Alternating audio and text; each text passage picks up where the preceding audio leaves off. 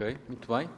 Senhores deputados, temos connosco a Comissão Independente de Acompanhamento e Fiscalização das Medidas Especiais de Contratação Pública, a sua Presidente, Sara Augusto Matos, e os dois vogais, Fernando Xarepe Silveiro e António Pires de Andrade, que vêm a esta Comissão para apresentar o relatório semestral da atividade da Comissão.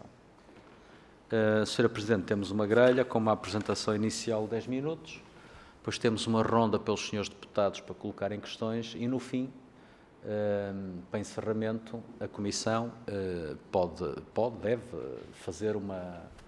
dar respostas e fazer a conclusão da sua apresentação, com mais 10 minutos para o efeito. Portanto, já percebi que traz uma apresentação e, então, se tiverem condições, iniciávamos os nossos trabalhos. É só ligar aqui o microfone. Muito bem. Faz favor. Muito obrigada. Sr. Presidente, senhores deputados, muito gratos por este momento de partilha aqui dos dados e do que vem sendo a atividade desta Comissão Independente. Antes de procedermos e entrarmos aqui ao que nos traz cá de forma mais imediata, que são os dados do nosso quinto relatório, já vamos em 5, em que foi concluído agora em julho. Eu gostaria de, a título de enquadramento, deixar aqui uma breve palavra, muito telegráfica, prometo, deixo aqui o meu compromisso solene, sobre o que é esta Comissão, poderá ser porventura alguém que nos escute mais desconhecida. Esta Comissão foi criada na sequência da Lei 30/2021, de 21 de maio, e foi criada com o intuito de acompanhar e fiscalizar um regime especial de contratação pública, designado as medidas especiais de contratação pública. Este regime, o mote para a aprovação, por sua vez, deste regime, e eu não preciso de lembrar isso aqui ao legislador, mas o mote da apresentação, da aprovação deste regime foi fundamentalmente aqui uma aposta na agilização procedimental e também um aumento da promoção da celeridade, da eficiência na realização de investimentos que se afiguravam absolutamente cruciais para o país. E, portanto, aprovou-se uma disciplina jurídica própria, específica, para um conjunto de áreas de absoluta prioridade política.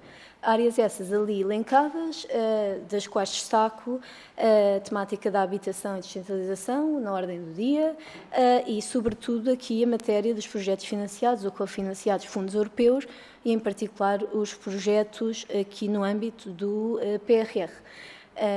Mas não se esgota, enfim, esta disciplina não se esgota aí, estende-se também aos temas da saúde, na altura, isto em 2021, saídos da, enfim, famigerada pandemia, e numa altura em que carecíamos de um relançamento da economia nacional, também a saúde, também as tecnologias de informação foram inseridas aqui, enxertadas neste regime. E, portanto, situando-nos aqui num período, num momento crucial e de urgência para o país, que é a execução dos fundos europeus, cujo tempo se esgota, aprova-se este regime e, com ele, esta Comissão Independente, de nome aqui CIMEC, que foi o que se conseguiu. Este é um órgão independente, não é de sumenos lembrá-lo, é um órgão independente investido aqui na missão de acompanhar e fiscalizar estes procedimentos e os contratos que daí advenham, sendo certo que também tem aqui uma preocupação de controlar aqui as exigências, e isto nos termos da Lei 30/2021, as exigências de transparência e imparcialidade que decorrem deste tipo de contratação. Lembre-se que este regime é mais, enfim, flexibilizador de um tema de matemática que é profundamente burocrática, que é a contratação pública, e, portanto, esta Comissão foi criada com este intuito de servir aqui de contrapeso deste e se juntar a outro órgão de fiscalização, e o primacial, o Tribunal de Contas, no acompanhamento e fiscalização destes atos. Passando aqui para os dados das medidas especiais de contratação pública, é hábito designá-las por MEC, destas MEC vertidas aqui no quinto relatório semestral. Seguidas essas, eu daria a palavra ao meu colega Fernando Xarep Silveira, vogal desta comissão, e depois ao meu colega Dr. Pires de Andrade, também vogal desta comissão. Estamos reduzidos a 3 ao momento, para elucidarem aqui sobre outros aspectos relevantes. Para já, e se conseguir aqui acompanhar, os dados vertidos neste 5º relatório semestral revelam aqui um total de 535 procedimentos lançados ao abrigo deste regime. Já agora vale a pena deixar aqui uma ressalva. É o de que quando falamos de MEC e quando falamos destes dados, referimos-nos sempre, é sempre necessário a perspectivar este acervo, e é um largo acervo, de informação em 2 momentos, em 2 atos.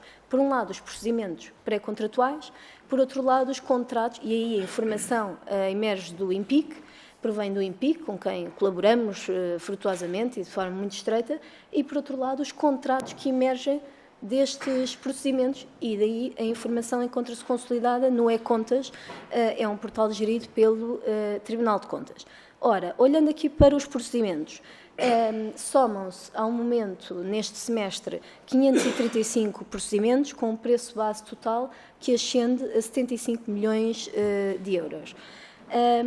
Isto revela o quê? Revela, na nossa ótica, e falamos de forma completamente descomprometida, sem uma agenda e de forma absolutamente neutra, são dados, é matemática, e, portanto, se fosse direito era outra conversa, mas aqui é o objetivo, falamos num crescimento substancial e sustentado em número na utilização das MEC. Portanto, isto representa aqui um crescimento na ordem dos 65%.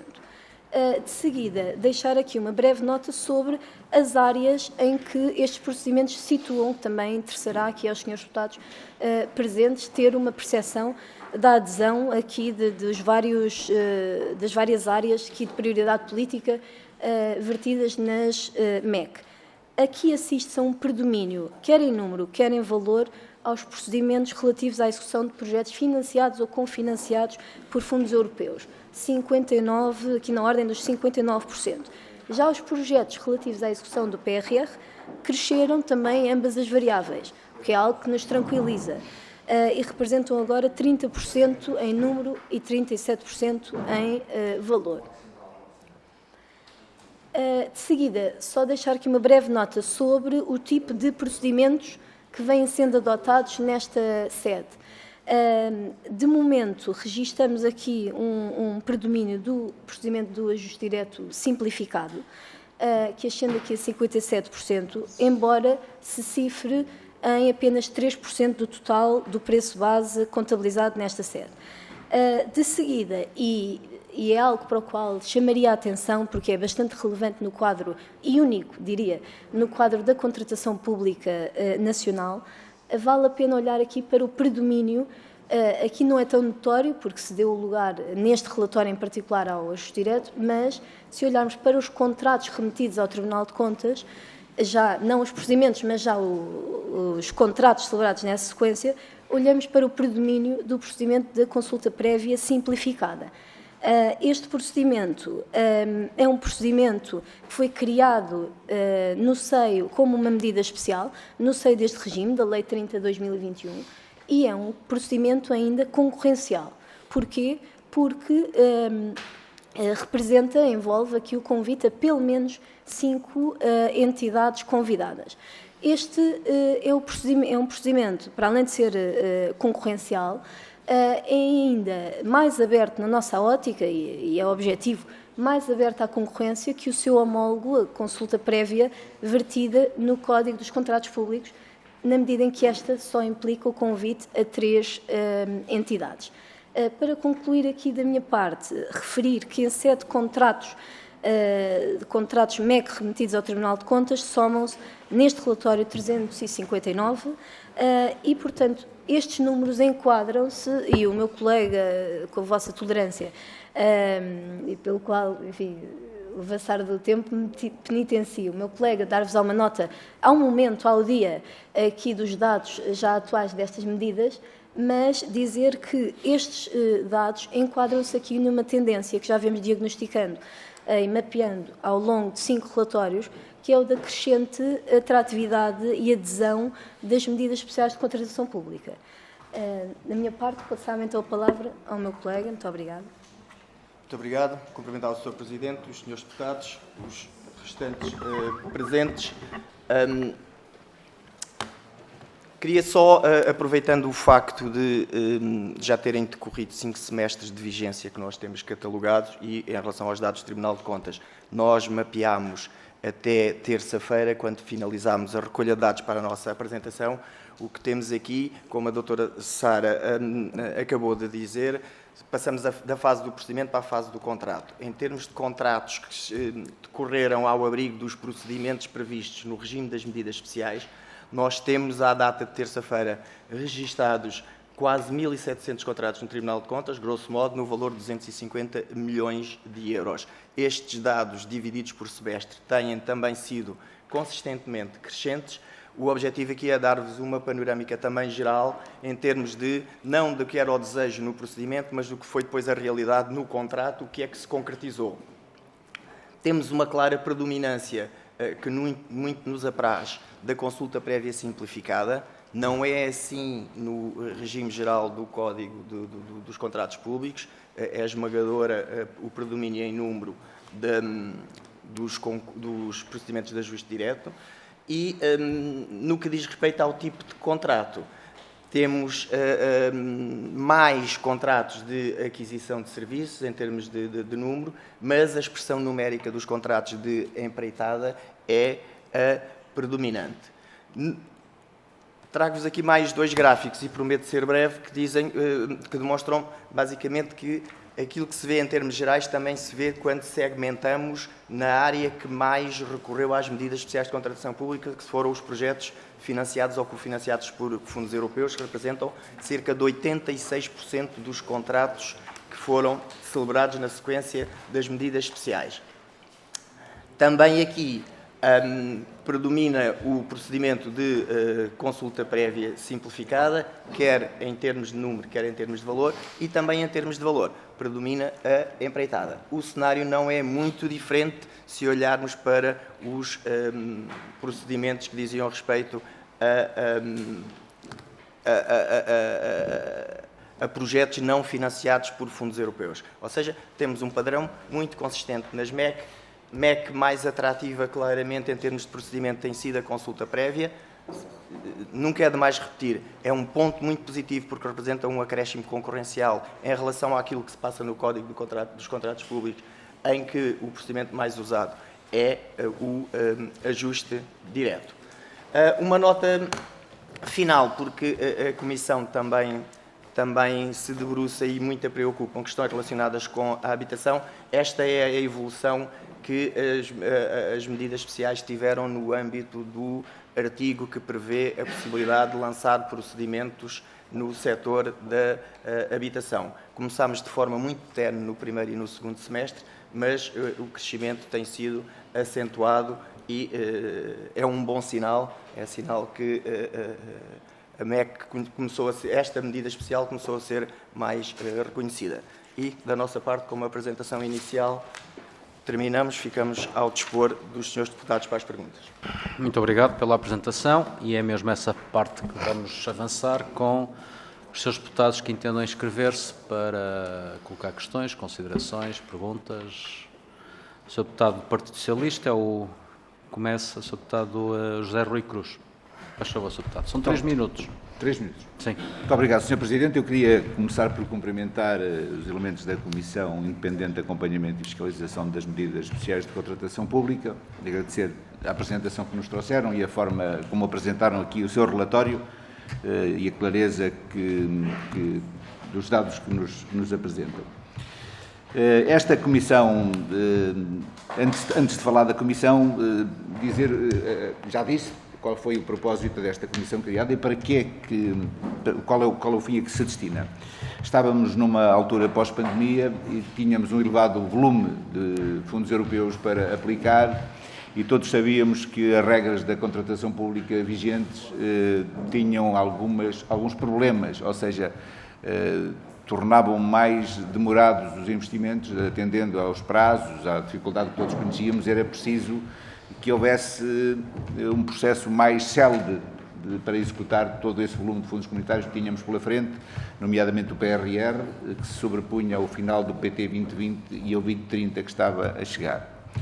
Foi preciso, é sempre discutível, o agilizar de medidas de contratação, porque há sempre muitas interpretações, como todos sabemos, quando se pretende mexer nessa área, e como tal foi preciso enquadrar um novo pacote legislativo que permitisse que houvesse celeridade, sem pôr em causa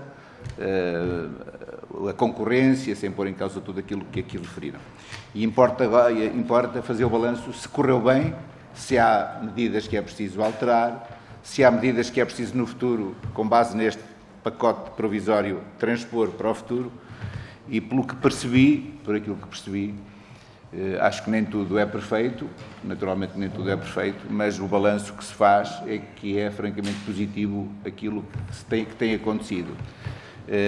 Nós estamos a pouco tempo do final da execução do PRR e a preocupação que eu tenho encontrado naquilo que são os executores, muitos dos executores, é de que esta foi uma boa medida, mas mesmo assim os prazos são muito curtos. Mesmo assim, continua a haver necessidade de haver mais rapidez nesta máquina administrativa do Estado. O Estado continua a ter uma máquina demorada. Nós precisamos de acelerar estes mecanismos.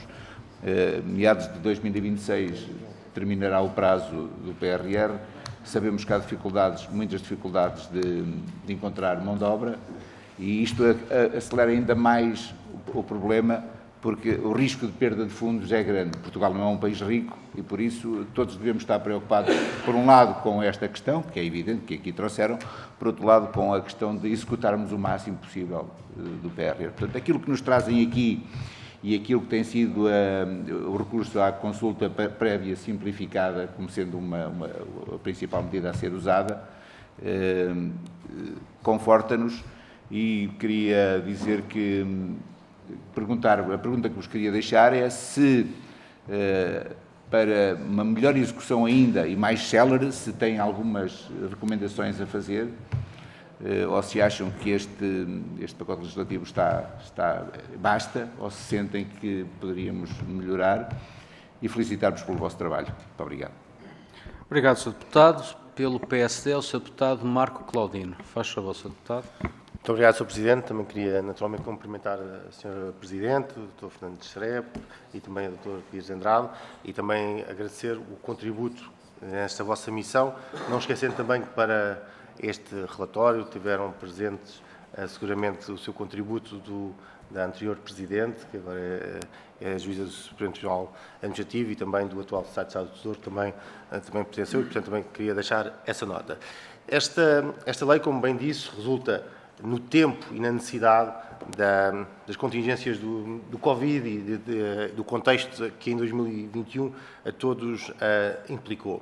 E, portanto, como também foi dito há pouco, era importante fazer um balanço. E estamos aqui, o vosso mandato é 3 anos, também já estamos há 3 anos com esta lei, e verifica-se, apesar destes aumentos que referiu de crescimento ao nível dos contratos, designadamente do PRR, ou da descentralização com habitação, do artigo 3º, verificamos que são apenas 18 ainda os procedimentos, em termos de número absoluto, apesar da percentagem ser um aumento mais significativo, são apenas 18 os procedimentos relativamente, neste último semestre, à habitação e descentralização. Mas voltamos e falamos do PRR, que é um dado que nos preocupa a todos. Ainda hoje e ontem estamos a discutir aqui nesta Casa a Conta Geral do Estado, em que se verifica que, por exemplo, em 2022, só 19% daquilo que era expectável e orçamentado relativamente ao PRR foi, de facto, executado. E há declarações do atual Ministro do Desenvolvimento Regional e Coesão, o Dr. Castro Almeida, que refere que o Governo pretende alterar o Código dos Contratos Públicos exatamente para permitir que haja uma maior execução ao nível do PRR. E a pergunta que vos faço, se puderem também dar o vosso contributo, é que em que medida é que entendem que esta lei é suficiente ou insuficiente e em que medida, não já no nos procedimentos pré-contratuais, mas aqui até para podermos concretizar os contratos, na litigância daquilo que são os concorrentes litigarem a sua posição, em que é que podem também dar o contributo e verificam na vossa experiência e do conhecimento destes 3 anos, podem dar esse contributo por forma que haja uma melhor execução e mais rápida a execução do PRR, com garantias, como sempre referiram também e nós comungamos, de concorrência. Mas a concorrência, a simplificação, aliada também à execução, caso contrário, teremos naturalmente um risco do país perder fundos e aquilo que naturalmente a ninguém aproveita. E, portanto, seria sobretudo o foco que queríamos dar relativamente a esta matéria, qual é o contributo que esta Comissão pode dar e qual é que é o seu entendimento face à experiência que tem naquilo que respeita ao Poder Legislativo, poder ainda, direito ainda a construir, por forma a que nós possamos também dar o nosso contributo para que o país no seu todo possa executar melhor o PRR. É só. Muito obrigado, Sr. Deputado Marco Laudino. Pelo Grupo Parlamentar do Chega, faz favor, Sr. Deputado. Muito obrigado, Sr. Presidente. Queria cumprimentar os colegas, comentar a Comissão, a Sra. Presidente. De facto, apresentou-nos aqui dados que consideramos É o Sr. Deputado Eduardo Teixeira, peço desculpa. Muito obrigado.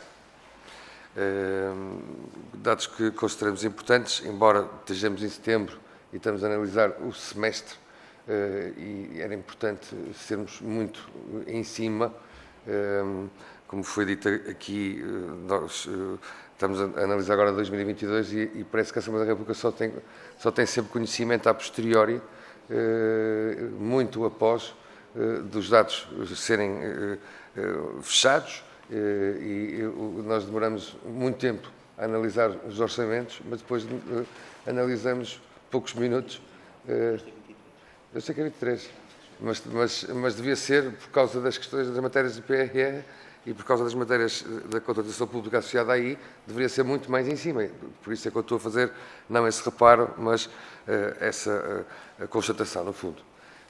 Consideramos que seria importante termos isto mais logo no início do trimestre, até porque é um facto determinante e vem agora ao Governo, não sei se tem essa noção, mas também gostava de ter a vossa opinião.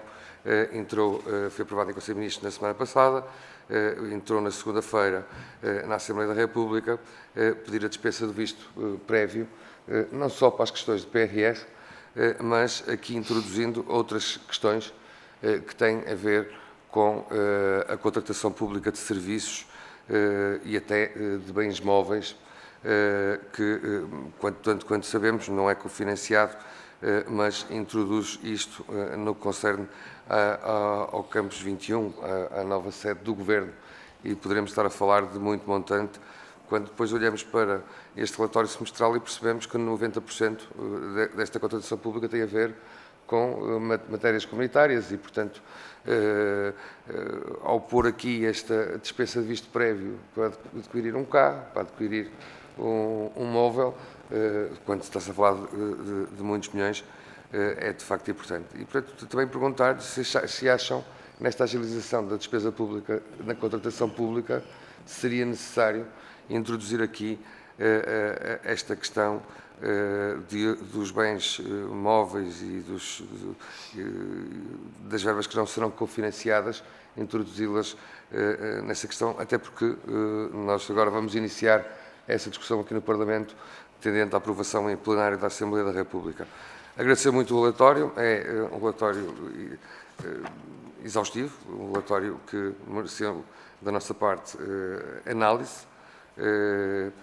Gostávamos, como lhe disse, que fosse mais célere, acho que isso seria muito importante para a ação política da nossa parte, mas não podia deixar só de fazer este registro de apreço e de agradecer o relatório que nos foi disponibilizado. Muito obrigado. E cumpri, Sr. Presidente.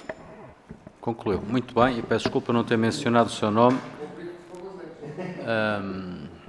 Entramos então na fase final de resposta, conclusão. Senhora Presidente, faz favor, tem 10 minutos. Muito obrigada, Sr. Presidente.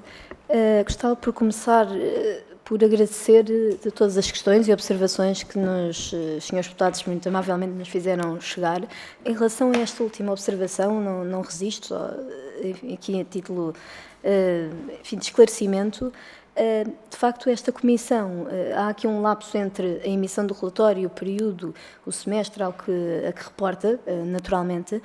Isto prende-se com, enfim, aqui o ADN destas medidas especiais e o que referi no início quanto à proveniência e à dispersão dos dados. Aspecto que sinalizámos desde o primeiro momento, também aqui junto, também já tivemos a felicidade de ser ouvidos em janeiro de 2023, há pouco mais de um ano, nesta comissão, com outra comissão naturalmente, e portanto foi algo com o qual nos deparámos, que é a proveniência dos dados, uns provém do INPIC, outros provém do Tribunal de Contas. Há uma dispersão, os dados não vêm tão estruturados quanto gostaríamos e, portanto, é aqui uma tarefa, não vou dizer hercúlea, porque me ficaria mal, não é? Mas é uma tarefa, enfim, árdua de compilação e análise destes dados. Em todo o caso, comprometemos-nos, claro, a fazer chegar de forma mais atempada possível as nossas... E temos feito, no contacto próximo com os governantes, fazer chegar aqui as nossas recomendações e os nossos pareceres sobre quaisquer propostas legislativas que nos cheguem entretanto. Em relação ao que foi dito, de facto, há aqui aspectos a melhorar, claro, este regime, como qualquer outro, este regime teve aqui o condão de incorporar algumas soluções em jeito, permitam uma expressão, de tubo de ensaio, para se auscultar da sua pertinência, da sua correção, da sua adesão também no quadro mais amplo da contratação pública nacional e, portanto, há aqui algumas medidas que destacamos como verdadeiramente positivas. Sem comprometer, como diria, aspectos aqui o aspecto que mais nos preocupa, que era aqui a concorrência. Esta foi uma das conclusões mais singulares aqui no âmbito no decurso da nossa atividade, é o de desfazer aqui o dogma de que um procedimento a convite será necessariamente, ou menos, concorrencial do que um procedimento que não seja a convite. Aliás, ainda em 2023, o Tribunal de Contas Europeu emitiu um relatório sobre a contratação pública na União Europeia, em que diagnosticava um cenário, enfim, desolador, diria, permitam-me aqui a adjetivação, mas um cenário em que grande parte, 40%, se não me falta a memória, dos procedimentos no quadro europeu, à partida concorrenciais e concursais, contabilizavam apenas uma única proposta. Portanto, um procedimento em que se contabiliza apenas uma única proposta não é um procedimento concorrencial, naturalmente, e, portanto, é uma falácia chamá-lo de designá-lo de concurso público se apenas, enfim, apesar de ser aberto, se apenas se traduz numa adesão tão parca quanto isto. Este é um aspecto que nos tem preocupado, a questão da concorrência, a questão da monitorização da duração excessiva dos procedimentos, e isto é algo que é particularmente candente no contexto da execução do PRR, e, portanto, é nosso intuito continuar a auscultar e obter uma visão no terreno sobre estas dificuldades no que toca aqui à articulação com o regime da contratação pública e à duração excessiva e, por vezes, penosa também, estranguladora até, da proatividade dos compradores públicos, no que toca aqui ao regime, que é naturalmente pesado e com uma matriz eurocomunitária, como sabemos, da contratação pública. Enfim, se calhar passava a palavra ao meu colega Dr. Fernando Teixeira Silveira, ao Dr. Pires de Andrade, para alguns aspectos mais complementares. Claro que sim, muito obrigado. Muito obrigado, Srs. Deputados, pelas vossas palavras. Eu começava por ordem. Sr. Deputado José Rui Cruz, se algumas medidas são aproveitáveis, nós teremos a oportunidade no nosso relatório final de apresentar aquilo que é o nosso balanço e daquelas medidas que no tubo de ensaio ou como especiais, como o regime lhe chama, provaram bem e se calhar justifica-se incorporá-las no Código da Contratação Pública e deixarem de ser um regime especial e passarem a ser regime-regra. A consulta prévia simplificada provou bem. Teve muita adesão, os limites foram mais simpáticos, se calhar os limites da consulta prévia do Código podem estar desatualizados porque não se revela atrativa. Essa é uma medida. Temos outras dificuldades, se calhar temos que refletir um pouquinho fora da caixa. As obrigações de registro para quem faz contratação pública tratam da mesma maneira a entidade adjudicante que é profissional da contratação pública, a ESPAP, por exemplo, de que tratam uma misericórdia. As obrigações de registro num procedimento são iguais. Se calhar não deveriam ser a bem da fiabilidade dos dados registais. Se calhar temos que pensar um pouquinho fora da caixa, mas o Dr. António Pires de Andrade, no final, também partilhará algumas dessas que são as nossas ideias. Sr. Deputado Marco Claudino, MEC e PRR, só 18% do PRR foi executado. Era uma das suas perguntas. Como é que as medidas especiais podem ajudar? Em termos de valor, podem ajudar pouco. As medidas especiais só dizem respeito a procedimentos cujo o valor do contrato seja da ordem dos 5.800.000 euros. Ora, os grandes projetos que influenciam os dados de execução do PRR ficarão sempre, certamente, acima desse valor e, portanto, no âmbito das MEC, podem cair muitos procedimentos de PRR, mas serão de baixo valor. Sr. Deputado Eduardo Teixeira, só duas notas. Disse que só agora estão a chegar os dados de 2022. Não, estes eram os dados de 2023. Eram do segundo semestre de 2023. A doutora Sara já disse que o procedimento temos que esperar que feche o semestre e depois temos que pedir ao INPIC, que tem que validar os dados que recebeu. E não é a única tarefa que o INPIC tem que fazer. Tem a gestão do portal base, que é muito consumidora de tempo e de mão de obra, e depois temos que fazer o mesmo com o Tribunal de Contas. Temos que esperar que termine o período em que as entidades têm para enviar os contratos, esperar que os dados estejam consolidados, pedir os dados e só a partir daí é que podemos começar a trabalhar neles. Neste semestre sofremos ainda a erosão de dois órgãos de soberania terem vindo a recrutar os recursos humanos à CIMEC, o que muito nos orgulha, e faço minhas também as palavras do deputado Marco Claudino, também o Dr. João Silva Lopes e a professora Ana Gouveia Martins tiveram ainda participação neste relatório semestral. Dr. António Pires de Andrade. Sr. Presidente. Obrigado. Sr. Presidente, Srs. Deputados, obrigado por nos permitir trazer aqui as nossas opiniões sobre o relatório.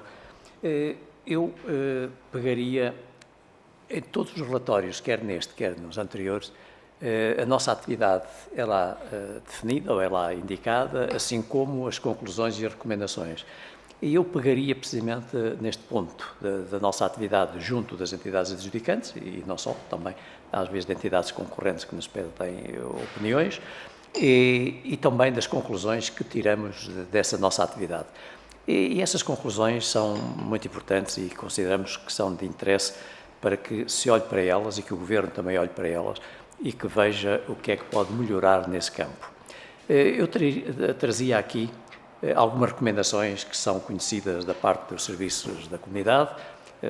A Comissão, de vez em quando, também analisa tanto o que é a contratação pública dos vários países. Aliás, eu diria que a maior parte da contratação pública dos vários países é originária de diretivas que são vindas dos serviços da Comissão e, portanto, a própria Comissão intervém muito com alguma frequência na análise dos dados que lhe são fornecidos. E nessa análise há recomendações.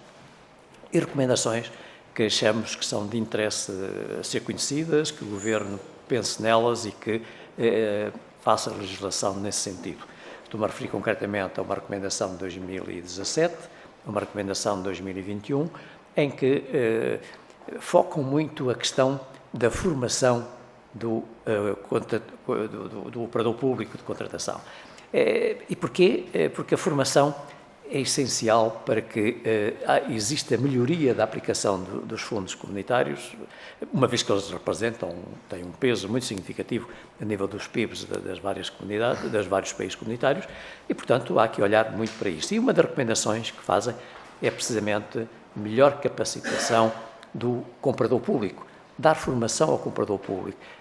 Além da formação, manter muito as mesmas pessoas na contratação pública. Por isso até sugerem que se crie, nos vários Estados-membros, uma carreira específica dentro da administração pública do comprador público, para que não haja muita modificação, muita mudança, porque hoje vemos que a maior parte dos institutos que temos, dos operadores das entidades adjudicantes, há muita mobilidade, e haver essa mobilidade para este aspecto é negativa. Portanto, a recomendação vai muito no sentido de criar uma carreira própria, dar mais formação ao comprador público, e isto é recomendações que nós, em todos os relatórios, temos feito referência. Outro aspecto que achamos que é importante na contratação é que toda ela passe por plataformas eletrónicas. É muito mais rápida a obtenção de elementos e, portanto, as plataformas hoje são importantes na contratação. Por isso se decidiu, em 2009, quando foi feito o primeiro código com base nas diretivas comunitárias, fazer passar, mas nessa altura ainda não eram todos os procedimentos. Hoje, nas medidas especiais, isso sim, tem que passar por contratação, por plataforma eletrónica, e, portanto, isso é importante. Mas nós gostaríamos, e é uma recomendação, que toda a contratação passasse por plataforma eletrónica. E porquê? Como disse, mais rapidez, mais obtenção de elementos, mais fidelidade dos elementos, e sabemos que isto pode trazer alguma dificuldade a alguns operadores económicos. Nem todos os operadores, nem todas as entidades adjudicantes têm os mesmos conhecimentos e as mesmas pessoas a trabalhar.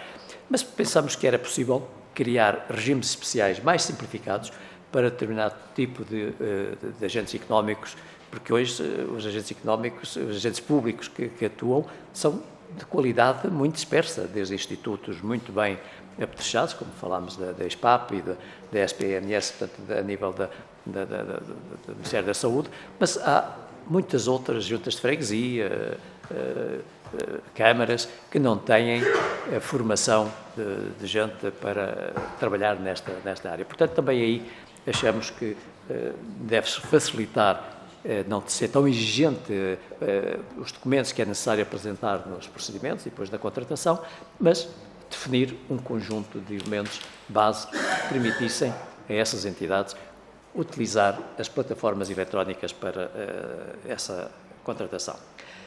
Há outras medidas que também apontamos, nomeadamente criar softwares, a própria Comissão também aponta nisso, criar softwares específicos para ajudar o gestor do contrato. O gestor do contrato é uma figura interessante, que foi implementada no Código em 2017, portanto, quando houve a primeira grande reforma do Código, e este gestor do contrato, que tanto pode haver da parte da entidade adjudicante como do operador económico, é importante para acompanhar o contrato, para acompanhar a sua realização, para alertar quando há desvios, que muitas vezes sabemos que os há, para que as duas entidades possam encontrar e resolver, portanto, essas situações.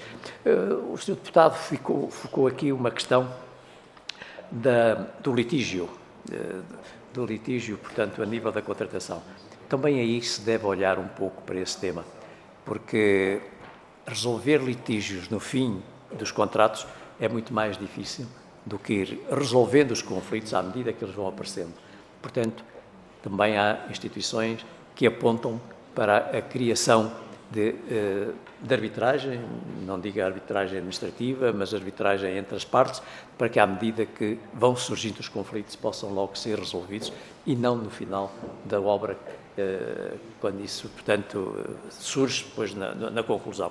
Portanto, temos aqui um conjunto de recomendações e são estas que praticamente em quase todos os relatórios nós fazemos referência a elas e também, não só nas recomendações, como nas conclusões dos vários relatórios e neste, inclusive, temos também questões que apontamos que seria útil pegar nelas e olhar e desenvolver alguma legislação nesse sentido. Sr. Presidente, muito obrigada aqui já nem diria tolerância, mas clemência aqui em vésperas de almoço, só para umas notas finais na sequência do que os meus colegas e vogais desta Comissão Independente já vieram aqui acrescentar.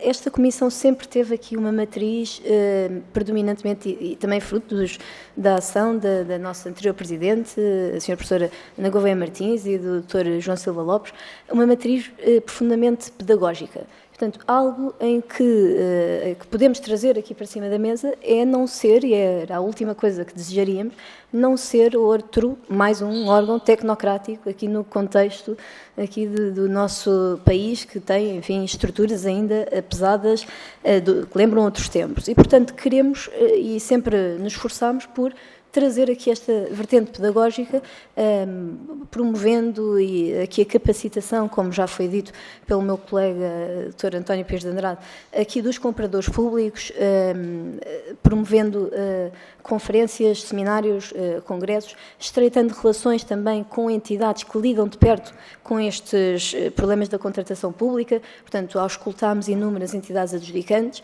Num primeiro momento, também auscultámos as centrais de compras públicas, também para perceber que dificuldades, qual o quadro aqui na contratação pública é que encontravam e que propostas é que podíamos também trazer aqui para cima da mesa para melhorar aqui este cenário. Num segundo momento, e temos muitos desafios ainda pela frente, mas desejaríamos ainda auscultar PMEs, a Associação Nacional de Municípios. Os municípios têm sofrido aqui com os desafios na execução do PRR, estreitar relações também com, e tem sido um parceiro vital neste contexto, a estrutura de missão Recuperar Portugal, também contactos com o IRU, na medida em que a habitação, e em particular uma medida especial introduzida em 2022, as empreitadas Conceição Construção, tem trazido aqui algumas dúvidas e alguma adesão, ainda que tímida, por parte das entidades adjudicantes e, portanto, enfim, é isto que nos propomos. Agora, só a título muito conclusivo, não resisto em anunciar aqui uma desintonia entre o regime legal vigente e o mandato também da Comissão Independente. Esta ou outra, que é o facto de as medidas especiais de contratação pública terem sido criadas com uma vocação temporária até 2024, e depois, em 2022, terem sido prorrogadas algumas delas, o setor da habitação, a saúde, o PRR, naturalmente, até 2026, sem que se tenha articulado quanto à permanência ou extinção da Comissão Independente. Este é um aspecto que, enfim, para o qual chama a atenção e deixaria, claro, a reflexão, sendo certo que vemos, a propósito das propostas de alteração que temos em cima da mesa, e sem prejuízo desta Comissão se pronunciar nos termos, na sede própria do processo legislativo, de forma também mais aturada e sempre colegial, vislumbramos sempre com bons olhos medidas tendentes à agilização e à flexibilização de procedimentos de contratação pública, sem sacrifício, claro está, do que é o ADN aqui da contratação pública, fruto do direito europeu, que é a promoção da concorrência de mercado, não é? E, portanto, dizer apenas que estas medidas especiais têm sido usados com a intervenção do Tribunal de Contas, e esta Comissão em vigor é um outro órgão de fiscalização, portanto, dois órgãos de fiscalização independentes que serve aqui como contrapeso de um regime mais liberalizador aqui desta atividade. Portanto, torna estes atos mais escrutinados, mais acompanhados, fiscalizados no panorama da contratação pública portuguesa. Com isto concluo, agradecendo aqui, muito obrigada, as palavras. Sim, senhora. Senhora Presidente, os dois vogais que a acompanham da Comissão, obrigado nós pela vossa presença e pela apresentação do relatório, e pelo relatório em si, sobretudo. Creio que a prorrogação tem a ver com a execução do PRR, com a necessidade de prorrogar as medidas especiais e o facto da Comissão ter que ser adaptada a esse novo ciclo, ou continuidade do ciclo, digamos assim, que o país não pode desperdiçar, de facto, para procurar atenuar ou resolver problemas que têm em diversos setores da atividade. Julgo que nos veremos, eu ia dizer em breve, mas será daqui a 6 meses, mais ou menos, logo se verá Obrigado pela colaboração. Senhoras e senhores deputados, estão encerrados os nossos trabalhos. Bom almoço. Bom dia a todos.